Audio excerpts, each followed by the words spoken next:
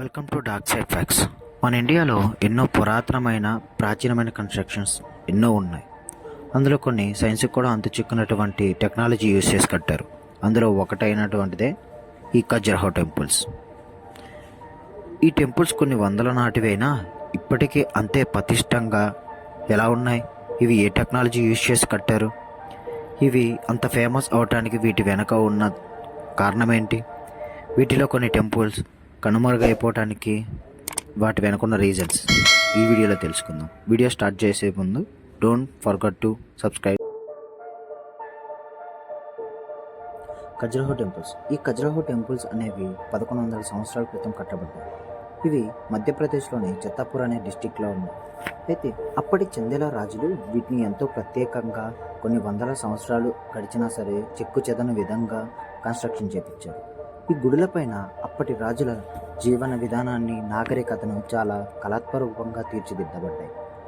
అయితే ఈ కన్స్ట్రక్షన్లో యూజ్ చేసినవి శాండ్ స్టోన్స్. ఇవి ఎంతో ప్రత్యేకతమైనవి.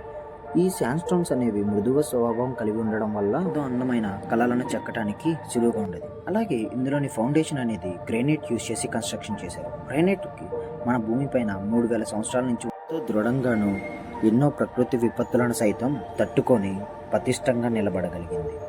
అలాగే ఇందులో యూజ్ చేసినటువంటి శాండ్ స్టోన్స్ అనేవి గుడులపైన చెక్కబడినటువంటి కళ అనేది చాలా అద్భుతంగాను భవిష్యత్ తరాలకు సైతం తెలియజేసేలా చాలా కళాత్మకంగా నిర్మించబడ్డవి. ఈ శాండ్ స్టోన్స్ అనేవి అక్కడే దగ్గరలో ఉన్న కాని అనే ఒక నది నుంచి త్రవ్వి తీసి అవి ఇక్కడికి తీసుకొచ్చి వాటిపైన చెక్కడం చాలా జరిగింది. దీనికి ఎంతో ప్రాచీనమైన టెక్నాలజీ యూజ్ చేశారు.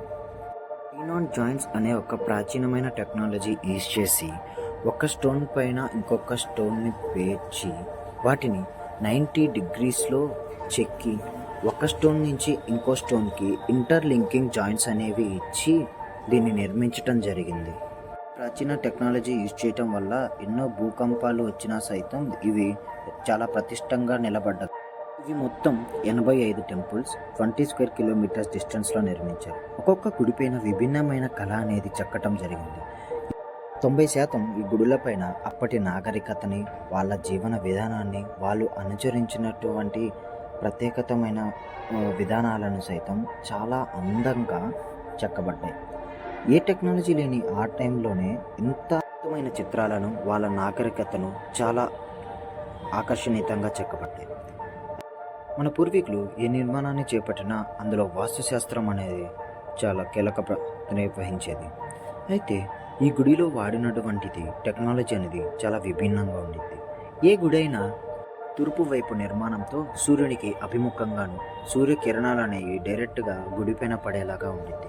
కానీ ఇందులో వాడిన టెక్నాలజీ అనేది కరెక్ట్గా తూర్పు వైపు ఉన్న సూర్యకిరణాలు అనేవి డైరెక్ట్గా గర్భగుడి పైన పడవు. కానీ సంవత్సరానికి ఒకసారి వచ్చే మహాశివరాత్రి రోజు మాత్రం సూర్యకిరణాలు అనేవి డైరెక్ట్గా గర్భగుడిలోని ఒక విగ్రహం పైన పడతాయి.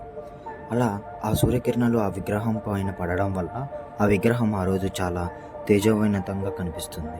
కానీ ఇది సంవత్సరానికి ఒక్కరోజు మాత్రమే, పర్టికులర్గా శివరాత్రి రోజు మాత్రమే ఎలా జరుగుతుందనేది సైన్స్కి కూడా అంత చిక్కనటువంటి మిస్టరీ లాగే మిగిలిపోయింది.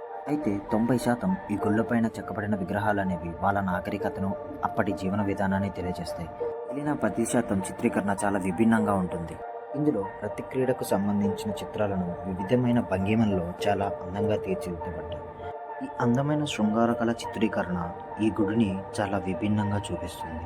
అయితే ఇవి అలా ఎందుకు చెక్కబడ్డాయి? ఇటువంటి చిత్రీకరణ చేయటానికి వాటి వెనుక దాగి ఉన్న రహస్యం ఏంటి? ఇలాంటి ప్రాచీన కట్టడాలు ఎన్నో ఉన్నాయి. కానీ ఇందులో చాలా టెంపుల్స్ అనేవి కనుమరుగైపోయాయి, కొన్ని అంతరించిపోయాయి, కొన్ని కాపాడబడ్డాయి. ఇవి ఎలా వాడుకలోకి తీసుకురాగలిగారు? అలాగే మిగతా టెంపుల్స్ అన్నీ ఏమయ్యాయి? వాటి వెనకాల ఏ చరిత్ర దాగి ఉంది అనేది నెక్స్ట్ వీడియోలో తెలుసుకుందాం.